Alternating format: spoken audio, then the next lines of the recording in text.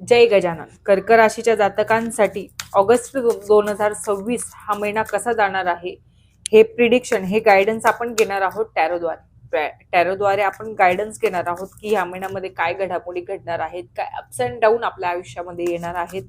बघा, जे आहे ते तर स्वीकारावंच लागतं. जे आहे त्याला आपण डिनाय करून चालू शकत नाही किंवा टाळून चालू शकत नाही.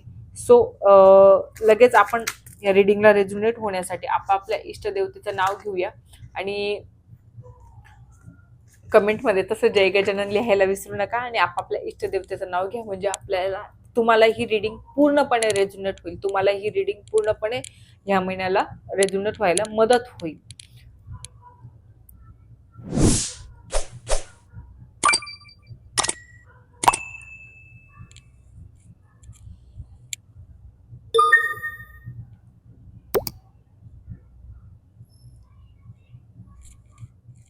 चला तर आता सुरुवात करूया. कर्क राशीच्या जातकांसाठी आता ह्या महिन्यासाठीचं प्रिडिक्शन काय असणार आहे.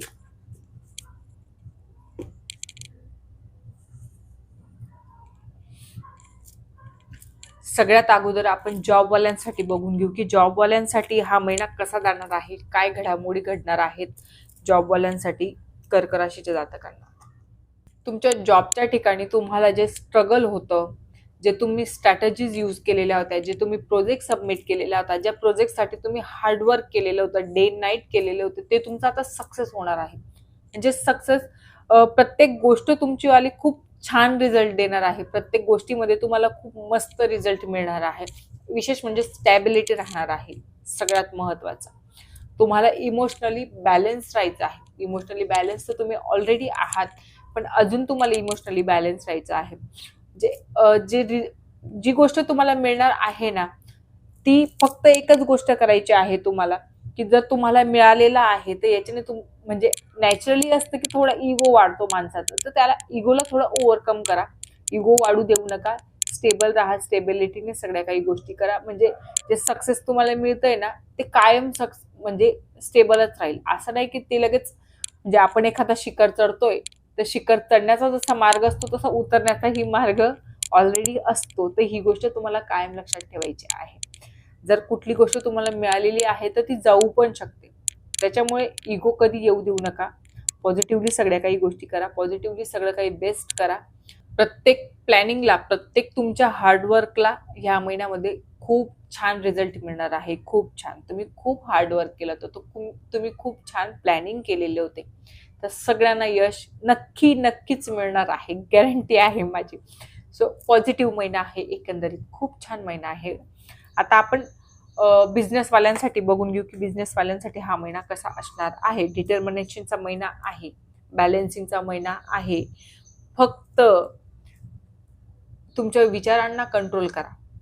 सगळं काही मिळतंय म्हणून तुमच्यामध्ये इगो पण तितका आलेला आहे. इगोस्टिक पण तुम्ही थोडेफार आहात, ऑब्विसली आहे, कारण तुम्ही खूप वर्क केलेलं आहे. तुमच्या बिझनेससाठी खूप हार्डवर्क केलेलं आहे. तुमच्या बिझनेससाठी तुम्ही खूप डे नाईट वर्क केलेलं आहे. छान मेहनत घेतलेली आहे. पण मग याचा अर्थ असा नसतो की मग त्याच्यामध्ये तुम्ही इगो येऊ द्याल. मेहनत सगळेच घेतात. मेहनत घेतल्याशिवाय कुठलंही फळ मिळत नाही. स्टेबिलिटीचा महिना आहे. तुम्ही जे हार्डवर्क केलेलं होतं, जी मेहनत केली होती, त्याचं जे फळ तुम्हाला मिळालेलं आहे ना, ते स्टेबल राहणार आहे कायमच. कायम स्वरूपीसाठी सगळ्या काही गोष्टी बेस्ट असणार आहे. तुमच्याकडे सगळ्या अथॉरिटी आहेत. तुम्ही तेवढे कॅपेबल आहात ह्या बिझनेससाठी. तुम्हाला जे यश मिळालेलं होतं ना, याच्यासाठी तुम्ही खरंच तेवढे कॅपेबल आहात. खरंच तुम्हाला जे यश मिळालेलं आहे ते तुमच्या माइंडमुळे मिळालेलं आहे, तुमच्या मेहनतीमुळे मिळालेले, तुमच्या विचारांमुळे मिळालेले आहे. सो फक्त याला अशी गोष्ट आहे की वाया जाऊ देऊ नका. इगोमुळे कधी कधी असं होतं की मग रिलेशन्स दुरावतात, लोक लांब जायला लागतात, या काही गोष्टी घडतात. तर हे काही घडायला नको म्हणून थोडस विचारांना कामली विचार करा. कामली सगळ्यांसमोर बिहेव करा. कधी कधी असं असतं की ओव्हर काम करण्याच्या नादात, ओव्हर वर्क करण्याच्या नादामध्ये किंवा यश मिळते आणखी यश मिळावं म्हणून आपण कधी कधी कलिग्सवर, तुमच्या बिझनेसमध्ये जे तुमचे वर्कर्स असतील किंवा फॅमिलीमध्ये जे लोक असतील यांच्याशी तुमचं ॲरोगेंटली बिहेव असेल, तुम्ही ऑब्झर्व करा. कधी कधी तुमच्याकडनं उगाच चिडलं जात असेल, तुम्हालाही वाटत असेल की मी खूप मेहनत घेतो, पण हो, मेहनत तुम्ही घेतायत. तसं जेव्हा एक व्यक्ती सक्सेस होतो ना, त्याच्या मागे फक्त त्याचाच हात नसतो, तर त्याच्या परिवाराचा पण हात असतो, त्याच्या वर्कर्सचा पण हात असतो. ही गोष्ट लक्षात ठेवायची आहे. सो आता आपण परिवारासाठी बघून घेऊ की परिवारासाठी हा महिना कसा असणार आहे. खूप ब्लेसिंग्स आहेत तुम्हाला युनिव्हर्सकडनं. तुम्ही स्वतः खूप डिटर्मिनंट राहून तुमच्या जे परिवाराला हँडल करत आहात, तुम्ही जे एफर्ट्स घेत होते परिवारासाठी, फ्रुटफुल रिझल्ट तुम्हाला मिळणार आहे. जर परिवारामध्ये तुम्हाला कुणाला बेबी प्लॅन करत असतील, फॅमिलीमध्ये कोणी तुमच्या, किंवा तुम्ही तुमच्या फॅमिलीमध्ये इच्छुक असाल की कोणाला बेबी झाला पाहिजे, कोणी कन्सिव्ह केलं पाहिजे असतं, आपल्या पण इच्छा असते की ह्या पर्सनला बेबी झाला पाहिजे किंवा कन्सिव्हिंग झाली पाहिजे, तर ते मिळणार आहे. इमोशनली खूप बॅलन्स असणार आहात तुम्ही, माइंडली खूप काम कूल असं पर्सन आहात तुम्ही ह्या महिन्यासाठी. तुमचा हा महिना खूप स्टेबल जाणार आहे. जसं पॉझिटिव्ह गोष्टींवर तुम्ही विजय मिळवला आहे, तसं निगेटिव्ह गोष्टींवरही तुम्ही विजय मिळवलेला आहे. सगळ्या काही गोष्टी छान आहेत, पॉझिटिव्ह आहेत. व्हेरी गुड, वेल डन. म्हणजे खूप छान महिना जाणार आहे परिवारासाठी. परिवारासोबत तुमच्या काही गोष्टी खूप बॉन्डिंग मस्त राहणार आहे.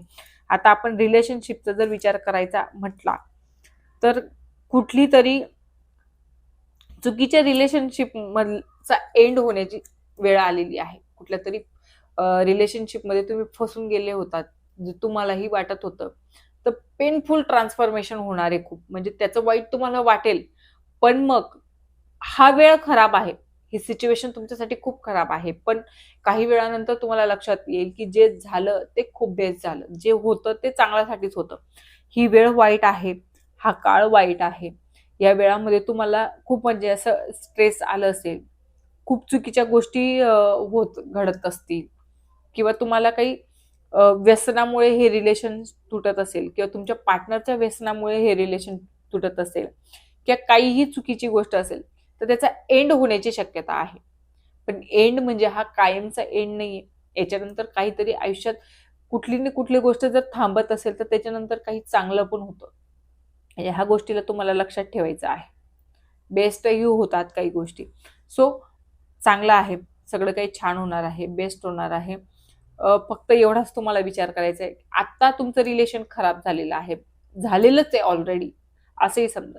रिलेशन खराब झालंय, तुमच्या रिलेशनशिपमध्ये खूप प्रॉब्लेम्स आहेत, तर याच्यातनं थोडं बाहेर निघा. बाहेर निघण्यासारखंच वेळ आलेली आहे आता. बाहेर निघाल्यानंतर आता तुम्हाला खूप त्रास होईल, खूप हिडॅक होईल, मनस्थिती खराब होईल, हेल्थ खराब होईल, सगळंच म्हणजे डिस्टर्ब होऊन जाल. पण हो, एक वेळ असा येईल की तुम्हालाच असं वाटेल की हो, बरं झालं तेव्हाच. हा जर काळ तुमचा तुम्ही काढून दिला, तर पुढचा वेळ हा खूप चांगला निघणार आहे. ही पण गोष्ट तेवढीच करेल. हेल्थच्या बाबतीमध्ये जर विचार करायचा म्हटला, हेल्थच्या बाबतीमध्ये हा महिना खूप खराब असणार आहे. जसं की आता मी सांगितलं की रिलेशनशिपमध्ये काही प्रॉब्लेम्स येणार आहेत, त्याच्यामुळे असेल किंवा काय असेल, तर त्या गोष्टीमुळे पण तुमचं थोडंसं डिस्टर्ब राहणार. म्हणजे तुम्ही ह्या सिच्युएशन मधून बाहेर निघू शकतात, इतकं कॅपेबिलिटी तुमच्यामध्ये आहे. किंवा कुणाची मदत घ्या. तुमच्याकडनं स्वतःकडनं होत नसेल, काही हरकत नाही. तुमच्या स्वतःकडनं खरंच निघलं जात नसेल, तुमच्या माइंडमध्ये तुम्ही खूप निगेटिव्ह थॉट्स भरून ठेवले असतील, तर आता तुम्हाला दुसरं कोणाची तरी मदत घेण्याची गरज आहे. तुम्हाला दुसरं कोणासोबत तुमची सिच्युएशन शेअर करण्याची गरज आहे. तुमचे विचार खूप खूप ह्या क्षणाला डिस्टर्ब झालेले आहेत, खराब झालेले आहेत. तुम्ही इमोशनली पूर्णपणे डॅमेज झालेले आहात. पण तुम्हाला असं वाटते की तुम्ही याच्यातनं निघू शकत नाही, पण इझी आहे. आता ही वेळ नाहीये की तुम्ही याच्यातनं स्वतः निघाल. तुम्हाला कुणाची तरी हेल्पची गरज लागेल. तुम्ही वाटल्यास तर कुठले तरी सायकोलॉजिस्टकडे जा. सायकोलॉजिस्टकडे जाऊन ट्रीटमेंट घ्या. एखादी ट्रीटमेंट, कारण तुम्ही तुमच्या मनामध्ये फेअर आहे. तुम्ही घाबरतात, तुम्ही भीती आहे तुमच्या मनामध्ये. अनामिक अशी भीती तुमच्या मनामध्ये घुसलेली आहे, जी तुम्ही कितीही इच्छा तुमची असली तरी निगेटिव्ह थॉट्स तुमच्या माइंडमध्ये येतात. तुम्हाला झोप व्यवस्थित लागत नसेल, एन्झायटी होत असेल, डिप्रेशनमध्ये तुम्ही असाल, तर ह्या गोष्टींना तुम्हाला बाहेर निघायचं आहे. ह्या गोष्टींपासून तुम्हाला लांब जायचं आहे. लांब तुम्ही जाऊच शकता. कुणाची तरी मदत घ्या, एक तर फॅमिलीमध्ये कुणाची तरी मदत घ्या, फ्रेंड्सची मदत घ्या, डॉक्टर्स चांगले सर्च करा, मिळतील, मिळणार नाही असं नाही, तर मदत घ्या आणि याच्यातनं बाहेर निघा. बाहेर निघू शकतात तुम्ही, असं नाही की याच्यामध्येच तुम्ही कायमस्वरूपी अडकून राहाल. सो आता आपण ओव्हरऑल महिना जर बघायचा म्हटला, ओव्हरऑल महिना जर बघायचा म्हटलं तर तुम्ही तुमच्याच काही चुकीमुळे, तुमच्यातल्याच काही चुकीच्या सवयींमुळे, तुमच्या इगोमुळे तुम्ही काही गोष्टी खराब करून घेत आहात.